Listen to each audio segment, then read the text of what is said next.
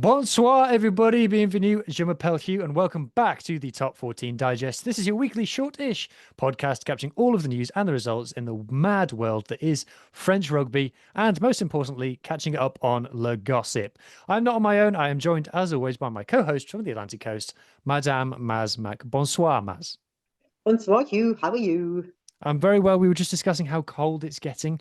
Now it's cold in the UK. It's less cold in France, but we'll just have to rely on all of the rugby to keep us warm, Maz. Yes, keep our hearts warm, definitely. So, anybody who might be new to the show, we are in now international season. So we'll be getting more people watching than normally would just watch during the club season. So as you may have noticed, you may have regarded that I am not French and neither is Maz. But this being a show where we do provide English language coverage of the French top 14, we are now providing English language coverage of France. So Maz lives in France and is sharing us all of the news that she gets following the game over there. And I just like it a lot. So that's why I'm here. So, Maz, something I've never really asked you. Do you still support Ireland, being from Ulster? Um, yeah, in the Six Nations, yeah, yeah. I never really supported Ireland that much. The Pumas were my team when I was growing up because of my granddad. He was a huge Pumas fan. Um, so Ireland were like my second team. Now they've gone down the scale because I've got Fiji, the Pumas. Yeah, Yeah. I like them to win. I like them to do well. Yeah. Okay. I support Wales and Wales are my first team, but unfortunately there's nothing much to enjoy there. So I have started kind of supporting France just because I've gotten to know the players a bit more. I support the players, I think it's more accurate to say. Yeah. But I support everybody. I support Fiji a lot as Yeah. well.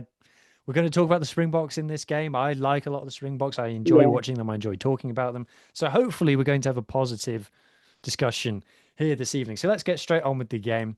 There's nowhere else to start, but with the game itself. France versus South Africa, the revenge match, the grudge match, the one that everyone was talking about. And it didn't end up going particularly well for France. It was, in the end, a 17 points to 32 victory for the Springboks. I mean, what was your reflections upon watching the game, Maz? I actually watched it back again the next day because you're kind of so. I know during the first half, I could hardly breathe watching it. I found it very, very tense. Um, and it was disappointing. It was disappointing. And somewhere in the middle of the first half, I went, the Springboks are not going to lose this. They're not going to lose it. They're going to win. They're going to take complete control somewhere along the line and win. And they did. Yeah.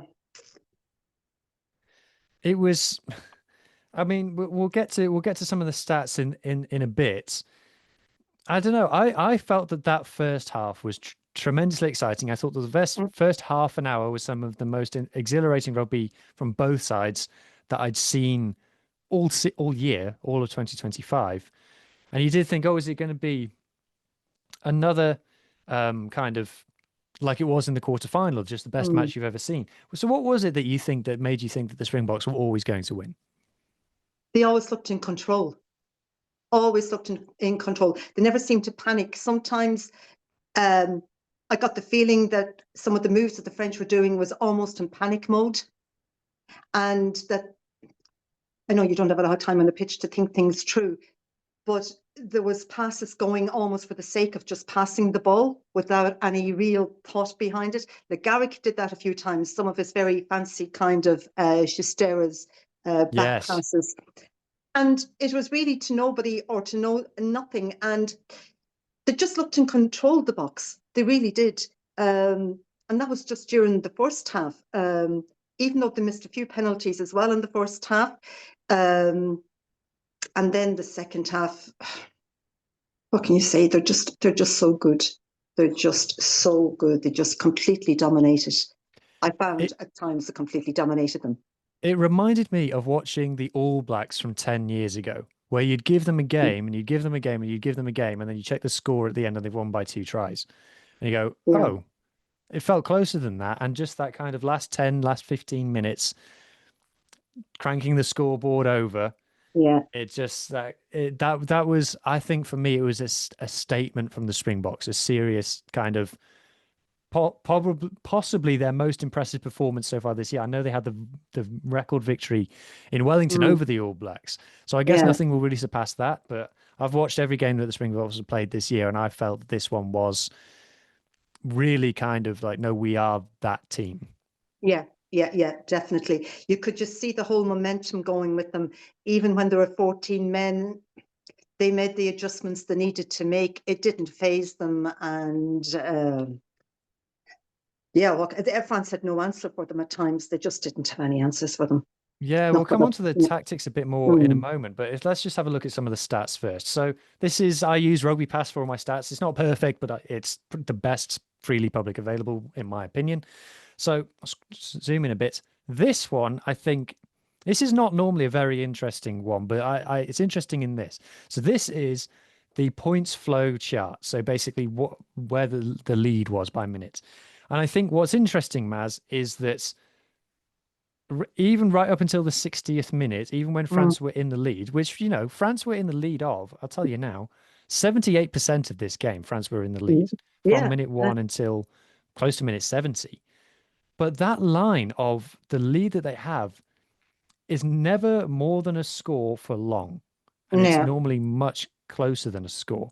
And then you see this tipping point at the end where the Boks pull away. That was the first one that stood out to me. And then you got the 22 entries. So France entered the Springboks 22 9 times in this game and averaged 1.5 points scored. The Springboks entered France's 22 5 times, so nearly half, but averaged 5.2 points scored. That is ruthless. That is clinical. That is an incredibly high level of rugby. Generally, I thought that the game overall was a very high level of rugby. I mean, if we go down to like the rucks, 71 rucks for France, 61 for the Springboks. That's very kind of modern, low ruck count rugby that is kind of the vogue in rugby at the moment. And these two teams are at the forefront of that. The defensive stats, if I show you the defensive stats, dominant tackles, almost none in this game. 2 to France, 1 to the Springboks. If you consider how much the Springboks were in defense, according to Opta, only 1 dominant hit, which shows that the French physicality was there. Did you see that one clean out by Mani Miafu, where he cleaned out 2 Boks on his own? That was absolutely sensational. If you look at tackles made, 90 to 88. Tackles missed, 16 to 22. The Springboks normally do allow a few missed tackles in their system. Turnovers 1, 3 to 4. Tackle turnovers 1 each. Offloads 17 to 21. A close game tactically, Matt. So a close game. So I think that if I look for stats that kind of where it was won and lost, and then we'll come on to tactics after I've shown you this last stats. The tactics are the last stat that I want to bring up is France's scrum success. So France had the most successful scrum in the Six Nations. In this game, they only had 5 scrums on their own put in, and they lost 3 of them, or 3 of them weren't completed. Whereas the Springboks had 7 of their own put in, which isn't very many, but 100% of them. Yeah. Galthie has tried new props in this game, Maz. What are kind of people saying about how they feel the scrum went? The scrum, yeah, it was not, it wasn't good. It wasn't a success at all. And you could see where they were pinning down, was it the pilier gauche, the tight head prop all the time? There was one of them that kept getting pinned down. And as they were turning, the only place they could go was up, and it was a penalty to the Boks. And yeah, they have... No, it's the right. Yeah, it's the right. The Piliador. They have big problems there, I think, as well. Overall. Yeah, so they brought in the two new guys, both 25 years old, both on 3 caps. So it's Montagne's been kept, but the other one, I don't know where he went off injured. Oh, I forget He's his injured. name now. Erdecchio. Yes, he's that's injured. The one. Yeah, he's injured, and they're bringing in Danny Priso. And Danny Priso is, what age is he? Is he 34, 35? Yeah, from Toulon. Yeah, and what they're really talking about behind him, there isn't an awful lot of talent coming on behind him. And Priso, I think, is normally, we call him a pilier gauche, and it was only last season or this season he started to play a bit of pilier droit, and now he's been brought in to do that. Yeah, like it's a bit of a weak spot on their team, and they must have seen that. The back team of the Boks, they must have seen it because they seem to keep going down that line all the time. And Yeah, for sure. I thought this was tactically a fascinating game, mm, and so we'll talk. Yeah, before I talk about kind of the conclusion, the kind of tactics that stood out to me, I thought that it was really interesting watching how France avoided the 13 channel when attacking. So, AKA the smash zone. So that's where you'd mm, normally expect Jesse Creel in this really aggressive out to in Springbok defense. They totally avoided that. They either went tight, so didn't ship the ball out there, or they mm, went blindside, which is a very popular French technique, was very successful in the Six Nations. And that's mm, where both of Penot's tries came from. Oh, sorry, the first one anyway. Penot's mm, try came from Ramos kind of switching back, going to the blind side, which, you know, people who yeah, watch a lot of French club rugby see is a very popular thing. And it was kind of undefendable what Ramos did. And that's kind of the mm. thing, Maz, is that I felt like France's attack, if Ramos didn't do something amazing, I wasn't sure where the try was coming from. No, there was no creativity in it whatsoever. This is what a lot of people are saying. And they're also saying that even um, they were saying Entimac didn't create much. And they were saying even any other 10 that's available, they probably wouldn't have been able to do any better. It was very stagnant, wasn't it? And I know that Penot got his 2 tries. A lot of people were kind of saying he's not in great form. Does he deserve to be picked? He did score 2 tries. He All-time got the France's French. top scorer now. Yeah. He went past Serge Blanco. So, yeah, he got his double. They did miss a sitter of a try too. Was it an LBB pass out to him that he knocked on? This Yeah, is the I was a it was there. LBB It didn't was have a he. great game, to be honest. Yeah, no, he didn't. And the last time that I think I can remember him playing as badly as that was against the Springboks as well in the quarterfinal. Okay, he was very young then. He was only 19. He didn't have a lot of experience. Generally, he plays very well. He didn't have a great game at all. A lot of them Yes. didn't have a great game, so he wasn't alone in that. Well, something that I think he really struggled with is for some reason, France decided to kick a lot of cross-field bombs. Mm. And that has Mm. never been a French tactic. That's not something that you see very often, if at all, in the top 14. It's not Mm. something that Galthie's France have done. And they've, for some reason, decided to do it against the Springboks, who some people have been saying the Springboks are the best in the air of any team. I actually Yeah, think that Argentina are the best international side aerially, but the Springboks are number 2. They're the 2 there for yeah. me. And But LBB was never going to beat Aronsit in the air. I don't understand what was going on. but they had practiced all week. They brought in I think he's part of their outer kind of preparation team, a physio. And he was running around with a foam, you know those long foam sticks you see in swimming pools, Yeah. as they were kicking the ball up in the air for them to do their take on a high ball coming in. And this is what they were actually using to kind of disturb the French players in training.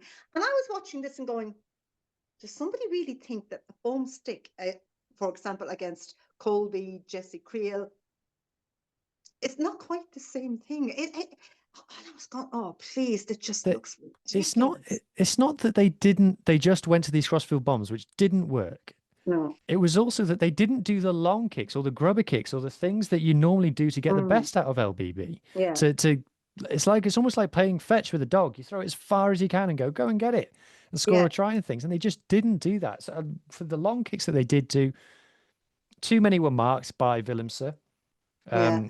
That's just easily dealt with. I have to say, Maz, that this is on social media anyway. This is the most stick I have seen Ronan O'Gara come in for after a game. It is. Yeah, normally he, Normally, he's a in special my one. opinion, he doesn't get a lot of stick, but in this one he has. He wasn't the only one either. I mean, he wasn't creative at all. His defense, his defense for was it the Grant Williams try or the Sasha try? I mean, it No, was and then non-existent. you're now looking at, people are talking about, was Legarec over Luku the right thing or the wrong thing? I just, You, you, but you just, yeah, you never know. Do you know what it reminded me of? It Go reminded on. me so much of the English game in the Six Nations. Exactly the same thing. That I don't know what went on in that game. I don't know what was in their heads or why it didn't click for them. It was exactly like that. It seemed to be the same mentality, for want of a better word. It really reminded me of that game. I wonder if France just don't have a way of scoring normal tries. Like I was doing a lot of research for a French video that I did, and there's a compilation you can find on YouTube of France every try since the last Rugby World Cup or every try in 2024 or something like that. And you watch it and you go, "Oh my God, these are all amazing 50, 60, 70 meter tries." And then Yeah. after a while you start going, "Do they not score any from 5 meters? Any from 10 meters? No, none from Mhm. just a 22 entry." The France's maul, and this is the next tactic that I'll come on to. France's maul was their big strength in the Six Nations. They had statistically the best maul in the Six Nations by a lot. But in this game, South Africa completely stopped their maul, completely stopped it. And then when South Africa mauled, France couldn't stop them. Yeah. Now, that's a big plus, and I think that's a big tick for Rassie. Something that he's Yeah. gotten right there, that he's identified, and he's made his selection with the two locks on the bench, starting Luke de Jager. You know, we're not going to talk about the red card in this podcast. I don't think it's not worth it. But they're getting those selections right and getting tactically stopping France's maul. I also said someone highlighted to me as well that France always threw to the front at the line out, which probably didn't help them get that maul going. You also Yeah. questioned, was missing Winnie Antonio hampering the maul as well with his bulk in Mm. there? But a key French strategy that South Africa just completely nullifies. Yeah. Yeah. Yeah. There was a lot of strategies, tactics that they seemed to just completely block out, wasn't there?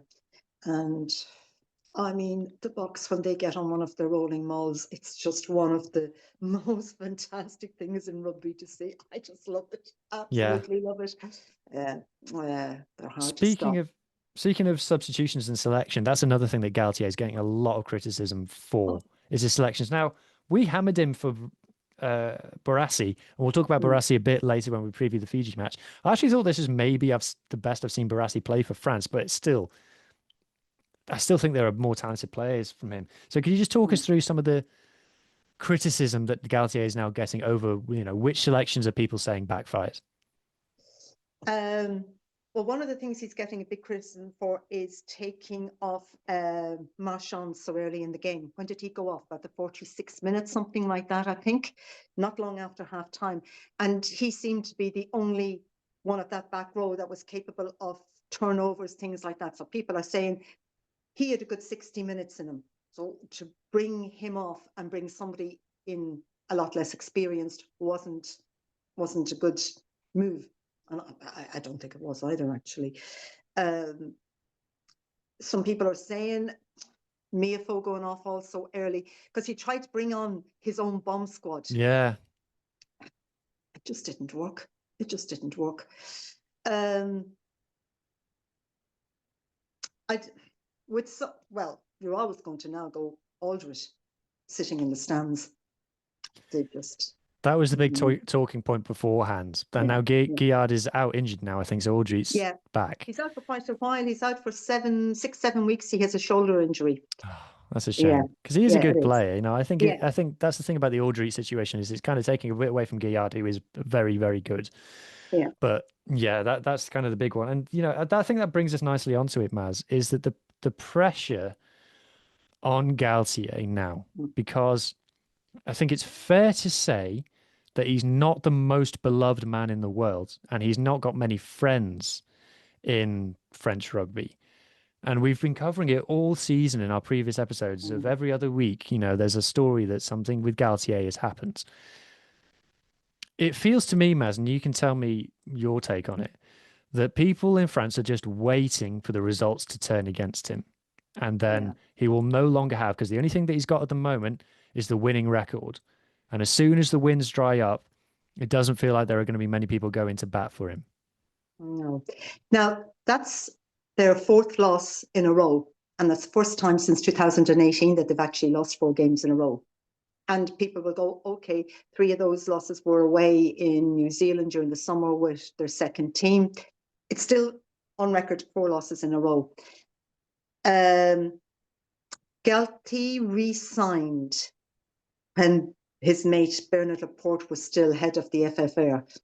And I believe he is, nobody seems to know, but I believe he's on humongous amount of money. The FFR are practically broke because of something, because of the World Cup and the whole corporate side that just totally bombed out. And for them to even kind of buy out his contract, it's not financially, well, not financially stable. He's what there? Is he 7 years as coach? And they're calling this like his second term as a coach, his resurrection as a coach. Mm. He doesn't help himself by some of the really odd press conferences that he gives and answers to questions and things like that. He doesn't help himself at all. Even his press conference and interviews after the game, there were very abstract answers instead of being able to kind of go, yes,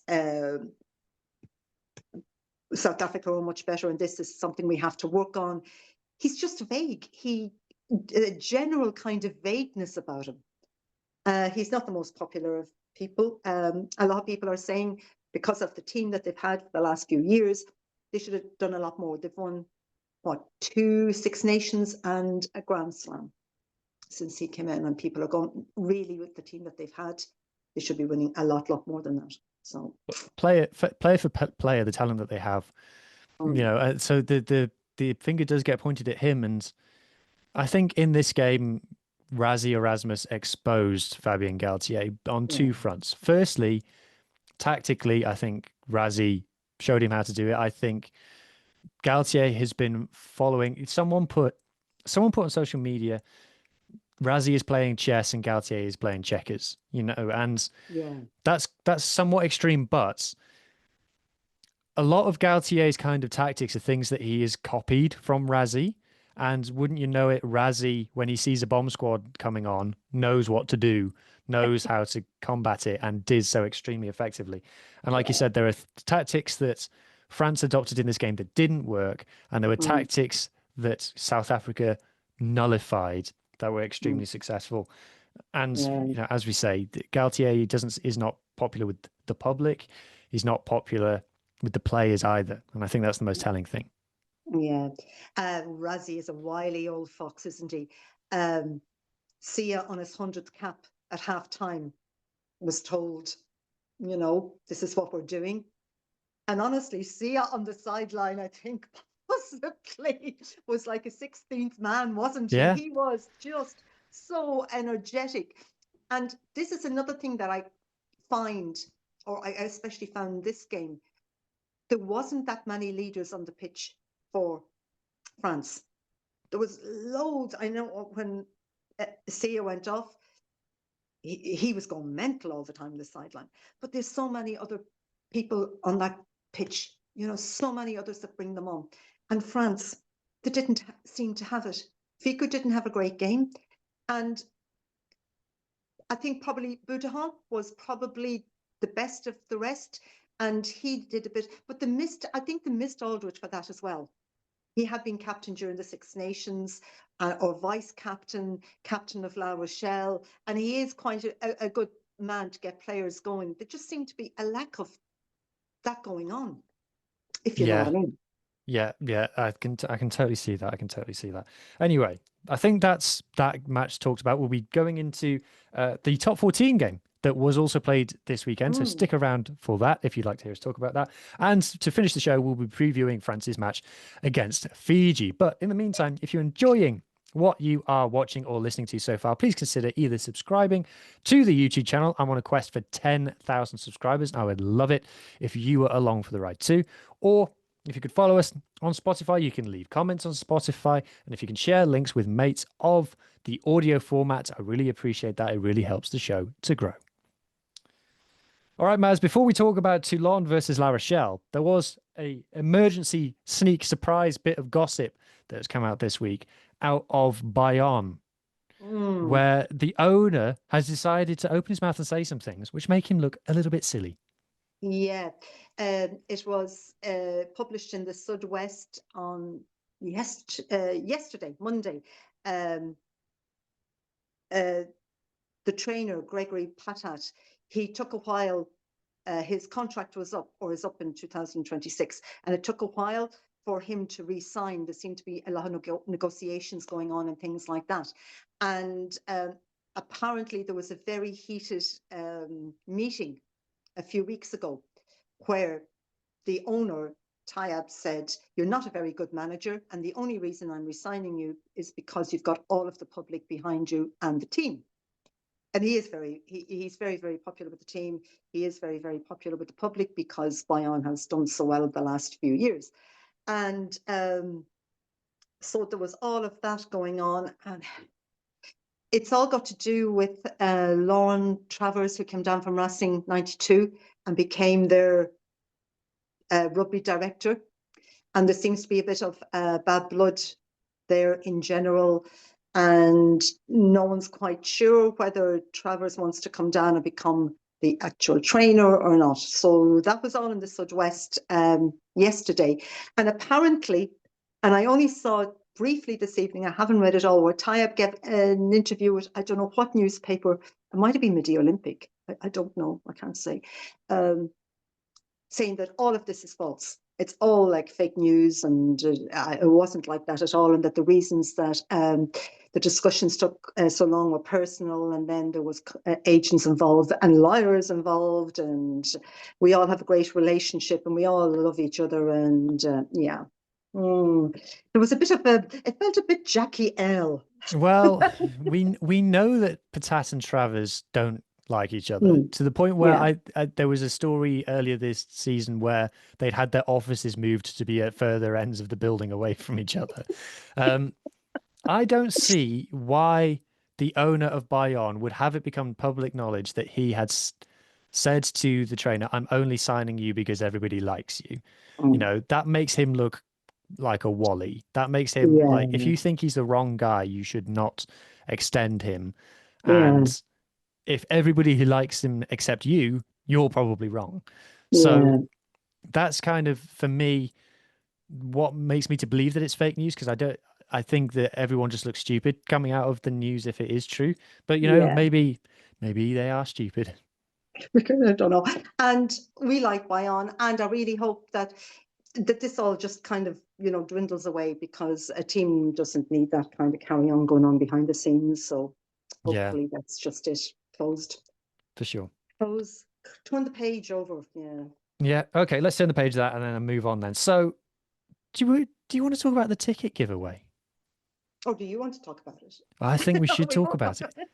So we've got something to give to listeners. Okay, here we'll do. You tell them what we're giving away, and I'll tell them what to do to get it. Okay. We have got a ticket for UBB against Scarlets in the European Investec Cup, the weekend, the 13th of December. There you go. And is it one ticket or two? One ticket. One ticket. Okay, we've got one ticket to give away. And the Because special I thing, couldn't get two together. When I tried to get onto the website, there was one ticket here and one ticket the other end of the stadium. So Sorry, this is it's only one ticket. this game is special because not only is it my Scarlets team versus Maz's UBB, but also both of Yeah. us will be there. So massively looking forward to this. It's the thing I'm looking forward to most in the world. So it is available to our listeners or YouTube watchers to win this ticket. And what do you need to do to win it? You need to leave a comment either on Spotify or on YouTube, giving us your best, most obscure, most weird story of meeting a player. So it could be a French player, it can be any kind of player, but you must have met them in an unusual kind of not at the stadium type scenario, like out and about. You've come across them, and the story that I like the best wins. The closing date for this, I think, shall be the end of November, 30th Yeah. of November. So I'll be keeping an eye on the comments. We'll repeat this offer every show until we get to there. So 3 shows worth, but we want to give you a bit of time to organize yourself if you do want to go. So if you would like a ticket to UBB versus Scarlets, comment below with your weirdest, most random, most unusual interaction with a player. out and about in the wild. In the wild. That's where we like to meet them. Okay, right. Quickly, we need to talk about Toulon versus La Rochelle in the top 14. Right, I'll see if I can bring up some window dressing. So this was the rescheduled game that did go ahead after all, after Yay. Rog threatened to not play it because he was worried his team would lose. Maz, did his team lose?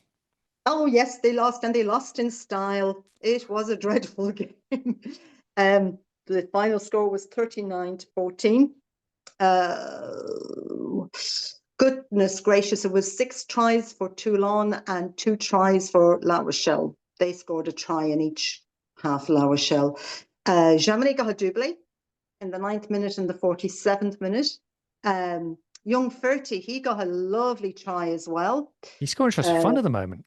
Keep an eye on this player. Yeah. He's great, isn't he? I think he's one of these young players that just plays. He has no pressure on him, if you know what I mean. Like he's done. Dave Ribbons got a try. Danny Priesel got a try. Gail Drian got a try. So yeah, it was all good. It was a sellout. What was it, 17,400 that absolutely booed our poor Rog.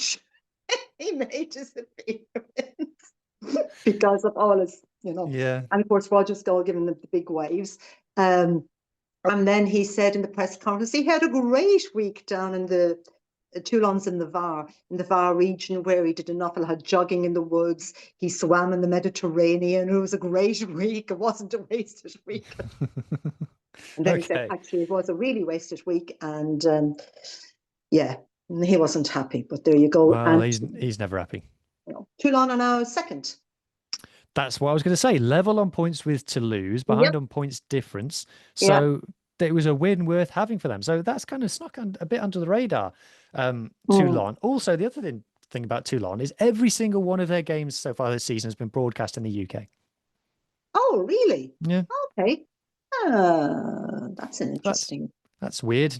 I thought it was Lyon because I feel like I turn the TV on every other day and Lyon's on. But no, it's Toulon is on. It's Toulon. Okay. Yeah, Toulon is on. Anyway, right, come on. It's time to move swiftly on to preview the Fijian game and talk about all things Fiji. But before we do, if you are enjoying the show and you would like more of it, what you could do if you would like is on YouTube. You could hit the join button, which is below here somewhere, if you look down. And for 99 pence a month, that gets you access to a list of videos. In fact, shall I try and pull them up? It's probably more interesting if I show people what they would get. So this is on, okay, here we go. So this is on the YouTube channel. I'm vamping because I need to share and it takes me minutes to think. Okay, now we're back. So this is on the YouTube channel. If you go on HG Rugby and you click join, you get access to exclusive videos. There's 20 plus here. It says, see, 20 plus videos that you can watch. The most recent of which are down here. You can see behind the scenes of me watching the Springboks versus Los Pumas at Twickenham. Behind the scenes of me watching the Red Roses ahead of the World Cup. Behind the scenes of me watching France women versus Springbok women. And outtakes from my analysis of France that I posted a couple of weeks ago. If you would like to see that, it costs just 99 pence. So I'm incredibly grateful to anybody who decides to take that up. I hope you enjoy it, and I hope to see you all there. Maz, before we preview Fiji game, its most important feature of the show, which is the Fijian of the week. Who are you picking this week? I had a few choices. I had 3 choices. And I could have given it to Tex because Tex had a fantastic game. He scored a double. And I think it was one of the first times that I really felt him as a captain. I've had a few kind of, he had big boots to fill, but he had a fantastic game. But I have given it to Pishkus Soakula, his debut for Fiji, 31 years old Claremont player. And he only looks 58. I know. It's something about Claremont. It's something about Claremont, Maz. All of the Claremont players look 20 years older than they are. And it's a volcanic region with that kind of good water and everything, and fresh air. So it shouldn't be. They should be all looking about 18 kind of thing. He had previously had 2 caps with the All Blacks up on in the year 2022. and now he's available for Fiji. He wasn't in the initial squad, but Suolei, I think, got injured, and he was only brought in about Wednesday or Thursday, and he had a fantastic game. He was offloading, he was doing chisteras. He played, I think, all of the game. Now, he did tire towards the end, but he was everywhere. He had a beautiful chisteras, those little kiki back passes to Curivola that then went on to the Cabell Muntz try. And yeah, it was beautiful. So no, that he's my Fijian of the week, because that was a lovely way to have a debut. And yeah, and I have a fun fact about him. Go on. He played basketball with Fiji until 2015, international basketball. Yeah. Really? Yes. Yeah. Don't ask me anything more than that. Not knowing anything about basketball. Yeah. Oh, yeah. He was, I don't ask him what position, but yeah, he played international basketball with Fiji. Yeah. Well, there you have it, ladies and gentlemen. I think Fiji gave England a very hard game. I think Fiji gave England a harder game than Australia did. I think they gave them, obviously, a harder game than Wales would. I think they gave them a harder game than Italy would at the moment. Fiji are a legitimate top 10 team who I think they're closer to, I think they're closer to 7th than they are to 10th in terms of world ranking points at the moment. They're a proper team. They played some proper rugby. I enjoy watching them immensely. And of course, many of them call France home. They do indeed. And they've really worked on their set pieces. What wasn't their big thing, their scrums, their lineouts, things like that. They've really, really worked hard on that. And I think the 2 tries came from that. The discipline is still. Yes, they do sometimes do something which makes you think, why did you do that? Fijians, you know. But one thing that, and again, this is a bit like with France, when Curivolo's try was disallowed, their heads went down. And I felt their heads went down. And there was no one on that pitch to bring that up. And that's where they really, really, in my opinion, and they've retired, but they have no Isaiah and Bottia. They were the 2 leaders on that pitch that if that happened and they were on that pitch, they would have kept the boys going. And Muntz was off as well. Yeah. I haven't heard. I'm just hoping that's just a little niggle. I hope that's nothing serious, but I think he's okay. And this is what they need. They need more leaders. They need, like Tuisova, he's not a man of many words. So, but they need somebody to, come on, boys, because Bottia and Isaiah, they would drag them around, basically, roaring at them, screaming at them. And that when that try was disallowed, the heads seemed to go down, and then they got really well beaten in the last 20 minutes. So I checked the stats as well, as I know you did, Maz, and Rassie, the UBB man, had a very good game. Yeah, he did at fullback. I was very impressed. He had quite a few offloads, carries, defenders beaten. I was really impressed by him. I was as well. Anyway, let's talk about the France team, given that this is technically what the show is supposed to be about. So the France team, so I found what's, as usual, the France team does normally get leaked a little bit. So this is what's circulating in the media at the moment, the team to face Fiji. Starting from number 1 would be Jean-Baptiste Gros, and then you've got Marchand and Montagnier, so pretty much a full-strength first line. And then you've got either Flamand or Olivon. So interesting that they're looking at playing Olivon in the second row. Flamand has a niggle. Right. Okay. Yeah. He has a niggle, so they'll probably rest him. Yeah. Okay. Then Miafu, and then Gerlonch, Jego, and Aldry. So Aldry back at number 8. Luku widely reported to be taking back the number 9 jersey. Really? That's what they're saying. Untamak at 10, and then Bielbiore and Pano on the wings, as you would expect. Ramos at fullback. Barassi maintains 13 jersey, but interestingly, the big change is Nicolas Deportet is being rumoured to be starting at number 12, which just leads me to say, Maz, for goodness sake, what are we doing? What a waste of time. Why aren't they picking Emi and Gaetan at 13? Yeah. I don't know. Come the two on. of them played, and the 2 of them know each other so well. They played at France under 20s together, and I'm sorry, Barassi doesn't do it for me. As you know, I love outside centres. They're my favourite in the world. Nah, he just, no. And people said, oh, he had a very solid game the other day. Oh, oh, Gaetan is playing better than him and yeah, has yeah. been since I've been watching either of them play. I don't think Barassi, I'm very sorry, Barassi. I'm sorry for being very mean. I don't think Barassi is in the top 4 best centres at Toulouse. So I don't understand why he's starting for France. He doesn't play. If it was a Champions Cup final tomorrow at Toulouse, starting him? I don't think so. Whereas Mm, Gaetan is starting every single yeah, game for Poe, and Poe beat Toulouse the other day. yeah, So, okay, look, yeah.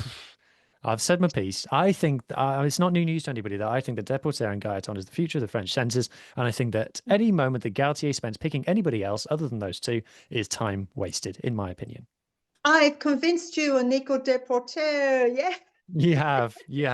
Mind you, Mo Farner's going to come back at some point, and then we'll have a headache. Yeah, yeah. That's a nice headache to have, actually. So Mm, it is. mm. They're expecting him back. He'll probably be back for the Scarlets game, actually. That's what I'm reading. So, Ooh. Okay, yeah, then. Okay, I yeah. think. Don't know who I'd rather face, Mo Farner or Jans van Rensburg. Don't want to face either of them. Yeah, Van Rensburg, he's a unit. He's a big Oh, lad. he's square. He's a barrel. My Yeah, gosh. yeah, yeah, yeah, yeah. He definitely is. So, So how do you see the France Fiji game going then? Is it going to be a silly game with lots and lots of points? Is it going to be lots of mistakes? Is it going to be an upset? Do Fiji have a chance? they could have a chance if they keep their discipline together. Um, Muntz wasn't great with the kicking in the beginning, and I think he missed 7 or 9 points. So maybe it's best to hand the kicking over. I don't know, especially if he has a niggle. And again, the need to keep the composure, um, not let their heads go down. It could be a fun game, but France are under a lot of pressure to win and win big. It's in Bordeaux, isn't it? Yeah, Is it Matmut? yeah, Mahmoud, yeah. Ooh. Ooh. Yay. Oh. Yeah, I am super excited. You have no idea. I call it Fiji week. So are you going? Yeah, of Yeah. course. Okay, cool. All right. All right. Yeah, I'll have to tell us about it. So tune in next week to hear what it's like going to a France versus Fiji test match. But anyway, that brings us to what I am forced to call the end of the show. So that just leaves me to say merci beaucoup to Madame Maz. Avec plaisir, you. Merci beaucoup to everybody listening. Enjoy your rugby, and I hope everybody's team wins. Bye bye. Bye.